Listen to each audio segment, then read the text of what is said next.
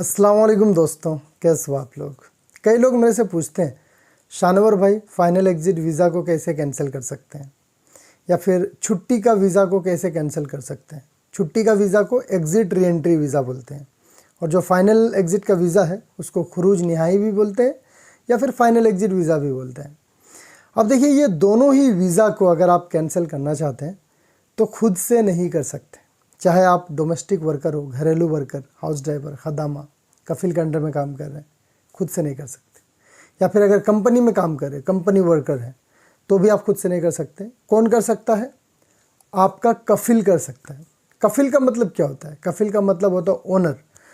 आपका ओनर कौन है? अगर आप हाउस ड्राइवर हैं तो फिर आपका ओनर आपका कफिल है, आपका कफिल कर सकता है।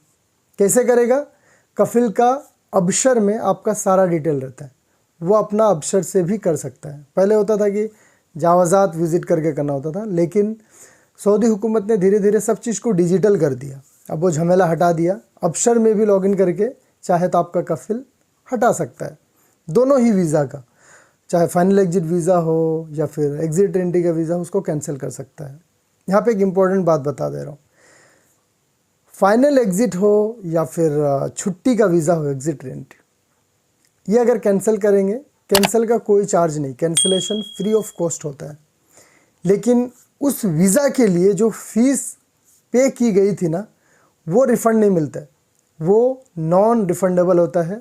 जावज़ात वो पैसा कभी भी वापस नहीं करेगा। ऐसे कोई भी वीज़ा का जो फीस होता है ना, वो नॉन रिफंडेबल ही रहता है, वो कोई भी कंट्री रिफ़ंड करता नहीं है। इसलिए वीज़ा फ़ीस रिफ़ंड नहीं होता है, चाहे छुट्टी का हो या फाइनल एग्जिट का हो। अब कुछ लोग पूछेंगे शानवर भाई ये कैंसिल करना कब तक समय रहता है? तो देखिए, फाइनल एग्जिट वीज़ा 60 दिन तक वैलिड रहता है, 60 डेज़। 60 डेज़ के अंदर या तो वो बंदा चला जाए सऊदी से, या फिर 60 डेज़ के अंदर उसको कैंसिल किया जा सकता है। उसी तरह से जो एग्जिट री एंट्री वीज़ा है, छुट्टी वाला, वो कैंसिल कब तक कर सकते हैं? उसमें भी वीज़ा का ड्यूरेशन रहता है। 1 महीने का छुट्टी है तो उससे पहले करना है, 2 महीना का है तो उससे पहले करना है, सेम वैसे ही है। अब कई लोग सोचेंगे अगर हम नहीं गए, सऊदी में ही रहे, तो क्या दिक्कत है? तो अगर आपका फाइनल एग्जिट का वीज़ा लगा है, आप नहीं गए, तो पुलिस पकड़ेगा, पेनाल्टी लगेगा, फ़ाइन होगा, फिर तरहील से डिपोर्ट किए जाओगे। अगर आपका छुट्टी का वीज़ा लगा है और आप नहीं गए, तो क्या होगा? तो भी सेम है, वही, आपको पुलिस पकड़ लेगा।